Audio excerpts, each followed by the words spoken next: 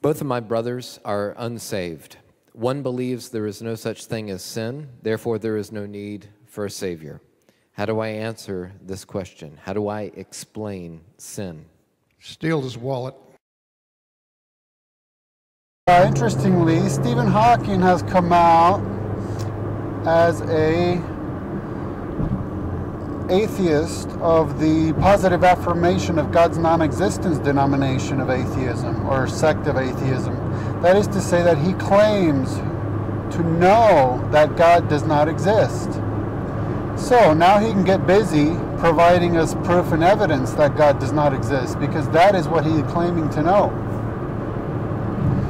Of course, ironically, his problem is that in order to know that God does not exist, he would have to be omniscient.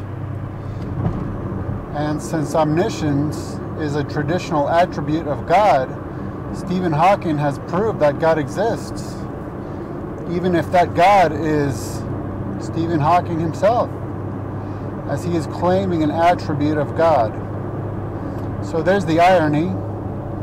Positive affirmation of God's non-existence atheist actually proved the existence of God, even if a peculiar kind of God.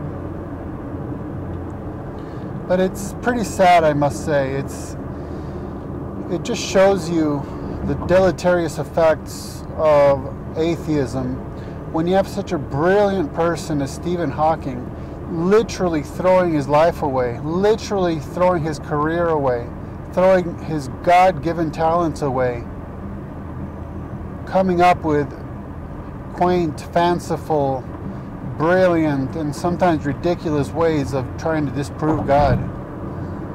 I mean, when is the last time he did work on cosmogony or cosmology for its own sake, to really try to progress our understanding of the universe, and not as a way to justify his atheism? Because, I mean, I think we understand that we can model anything, right? So he sits around conceiving models of the universe that have the happy side effect of allowing him to claim that, therefore, God does not exist.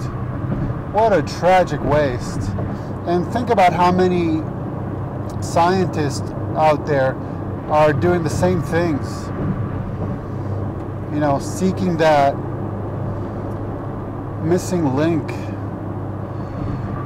trying to prove Darwinian evolution, what have you.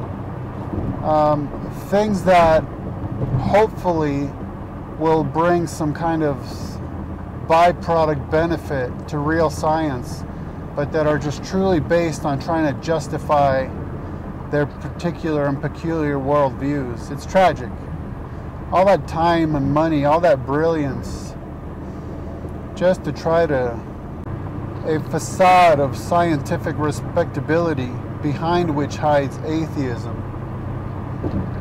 There they are in their imitation ivory towers, proclaiming supposed truths, empirical truths discovered by science, when they're really merely trying to express how they have uncovered the one true way, atheism.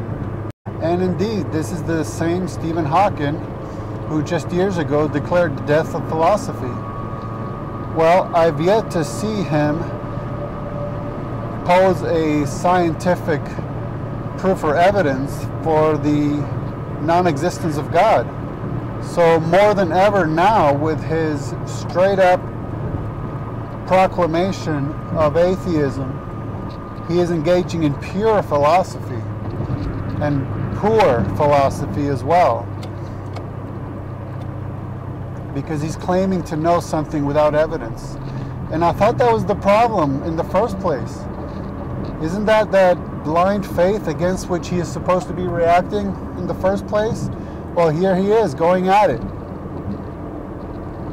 So I guess in the future we'll have to see what Stephen Hawking has to offer in the way of proof and evidence, hard scientific evidence, and none of that philosophical stuff, because it's dead, right? Let's see what he has to offer. Oh, and also not in the way of quaint mathematical based models But what hard scientific evidence for all to see, for all to repeatedly experiment upon? What is he going to produce for us in the future? Frankly, it would be nice to see him getting back to work in his field of science and make actual contributions to actual science again, and stop trying to comfort atheists by giving them pull quotes and being able to point and say, you see, another very smart person is an atheist. Well, by golly, therefore it must be true. Lead us not into temptation, may his soul find the salvation of thy great eternal